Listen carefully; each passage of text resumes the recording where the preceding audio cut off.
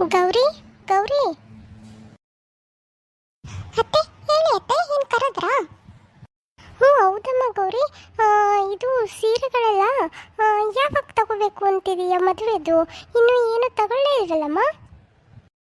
ಅತ್ತೆ, ನೀವು ಫ್ರೀ ಆಗಿದ್ರೆ ಬನ್ನಿ, ಇವತ್ತೇ ಹೋಗಿ ತಂದ್ಬಿಡೋಣ. ನಾಳೆ ಒಳಗೆ ಹಾಕಿದ್ರೆ ಒಂದು 4 ದಿನದಲ್ಲಿ ಹೆಂಗೂ ಕೊಟ್ಬಿಡ್ತಾರೆ.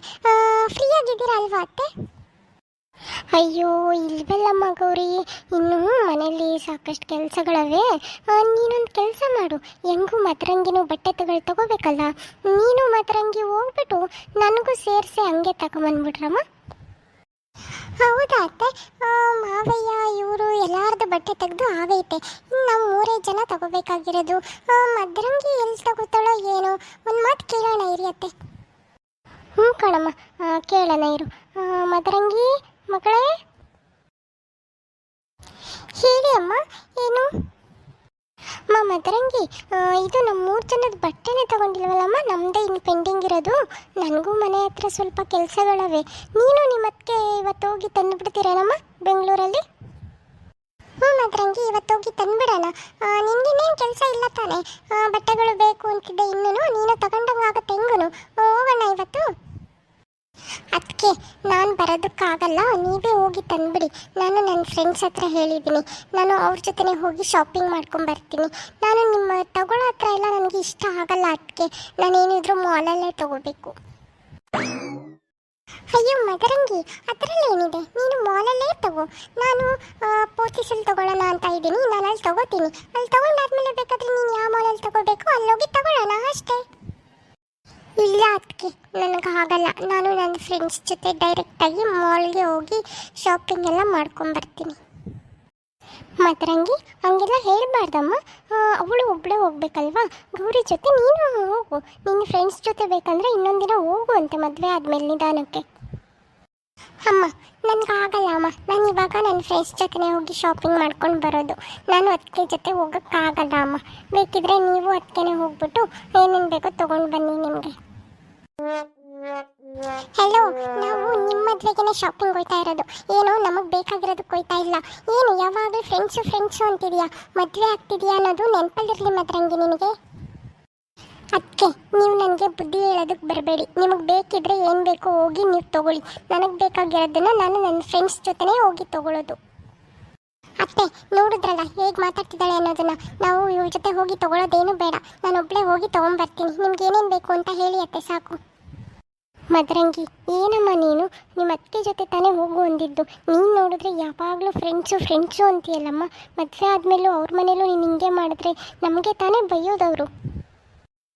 ಅಮ್ಮ ನನಗೆ ಯಾರು ಏನು ಅಂದ್ಕೊಂಡ್ರೂ ಚಿಂತೆ ಇಲ್ಲ. ನನಗೆ ಅನಿಸ್ದಂಗೆ ನಾನು ಮಾಡೋದು ಅಷ್ಟೇ. ನಮ್ಮ ಅತ್ತೆ ಮಾವನ ಮರ್ಯಾದೆ ಕಳಿಯಕ್ಕಂತಾನೆ ಹುಟ್ಟವಳು. ಅದಕ್ಕೆ ನೀವೇನೇ ಹೇಳೋದಿದ್ರು ನನಗೆ ಸ್ವಲ್ಪ ಜೋರಾಗಿ ಹೇಳಿ. ನೀವು ಒಳಗೊಳಗಡೆನೇ ಗೊಣ್ಕೋಬೇಡಿ ಯಾವಾಗೂ. ನನಗನ್ಸಿದ್ದನ್ನ ನಾನು ಹೆಂಗಾದರೂ ಹೇಳ್ಕೊತೀನಿ. ನಿನಗೇನು, ನಿನ್ನ ಕೆಲಸ ನೀನು ನೋಡ್ಕೊ ಹೋಗು. ಸುಮ್ಮನಿರಮ್ಮ, ಆಯಿತು, ಜಗಳ ಆಡಬೇಡಿ. ಗೌರಿ ಬಾರಮ್ಮ, ನೀನು ಶಾಂತಮ್ಮನ ಜೊತೆ ಹೋಗ್ಬಿಟ್ಟು ನಿನಗೇನೇನು ಬೇಕೋ ತೊಗೊಳ್ಳಿವಂತೆ ಬಾ. ಏನು ಇವಳಿದ್ರೆ ನೀನು ಬಟ್ಟೆ ತೊಗೊಳಕ್ಕಾಗೋದು? ಅವಳು ಹೆಂಗಾದರೂ ತಗೊಂಡು ಹೆಂಗಾದರೂ ಇರಲಿ, ಬಾ ನೀನು. ಅಮ್ಮ ಏನಮ್ಮ ನೀನು ಮಗಳನ್ನ ಬಿಟ್ಬಿಟ್ಟು ಸೊಸೆನ ವಹಿಸ್ಕೊಂಡು ಮಾತಾಡ್ತಾ ಇದೀಯಾ ನನ್ನ ಮುಂದೆನೇ?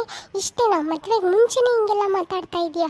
ಇನ್ನು ನನ್ನನ್ನು ಮದುವೆ ಮಾಡಿ ಕಳಿಸಿದ್ಮೇಲೆ ನನಗೆ ಬೆಲೆನೇ ಕೊಡಲ್ಲ ಅನ್ಸುತ್ತೆ ಈ ಮನೆಯವ್ರು ಯಾರು ನನಗೆ. ಮದರಂಗಿ, ಇಲ್ಲಿ ಯಾರು ನಿನ್ನ ಮಾತಿಗೆ ಬೆಲೆ ಕೊಡ್ತೀರಾ ಮಾತಾಡ್ತಾ ಇಲ್ಲ. ಅತ್ತೆ ಹೇಳೋದನ್ನ ನೀನು ಸ್ವಲ್ಪ ಸಮಾಧಾನದಿಂದ ಕೇಳಬೇಕು. ಅದನ್ನು ಬಿಟ್ಟು ಯಾವುದು ಆಗಲ್ಲ ಮಾಡಲ್ಲ ಅಂದರೆ ಯಾರಿಗೆ ತಾನೇ ಕೋಪ ಬರಲ್ಲ? ಅದಕ್ಕೆ ಎಲ್ಲ ನಿಮ್ಮಿಂದನೇ ಆಗ್ತಾ ಇರೋದು. ನಿಮ್ಮಿಂದನೇ ನನಗೆ ನಮ್ಮ ಮನೆಯಲ್ಲಿ ಬೆಳೆ ಇಲ್ದಂಗೆ ಆಗ್ತಾ ಇರೋದು. ದಯವಿಟ್ಟು ನೀವು ನನ್ನ ವಿಷಯದಲ್ಲಿ ಬರಲೇಬೇಡಿ ಯಾವತ್ತು ಮಧ್ಯದಲ್ಲಿ.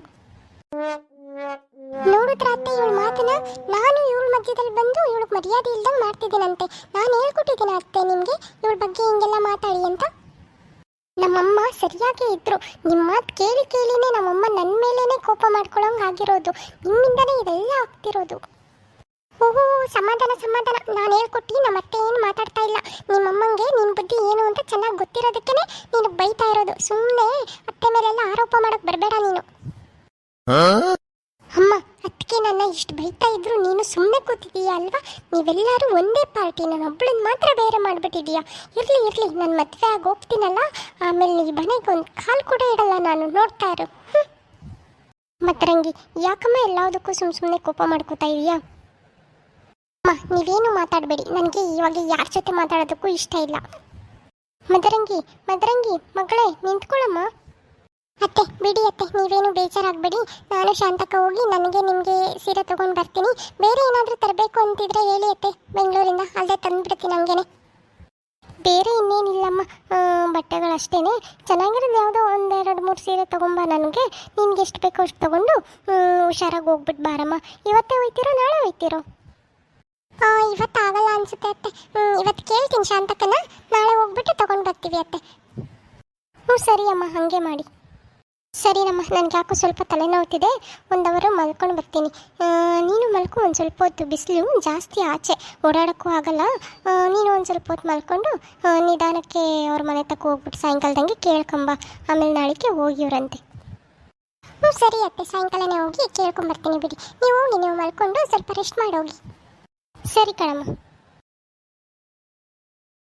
ನೋಡಿದ್ರಲ್ಲ ಫ್ರೆಂಡ್ಸ್, ನಮ್ಮ ಮದರಂಗಿ ದುರಾಂಕಾರನ. ಮದುವೆ ಆಗಿ ಮನೆ ಬಿಟ್ಟು ಹೋಗ್ತಾ ಇದ್ರು ಇನ್ನೂ ದುರಾಂಕಾರ ಮಾತ್ರ ಸ್ವಲ್ಪನೂ ಕಮ್ಮಿ ಆಗಿಲ್ಲ. ನಮ್ಮ ಅತ್ತೆ ಮಾತಿಗೆ ಬೆಲೆನೇ ಇಲ್ಲ ಅವಳ ಹತ್ರ.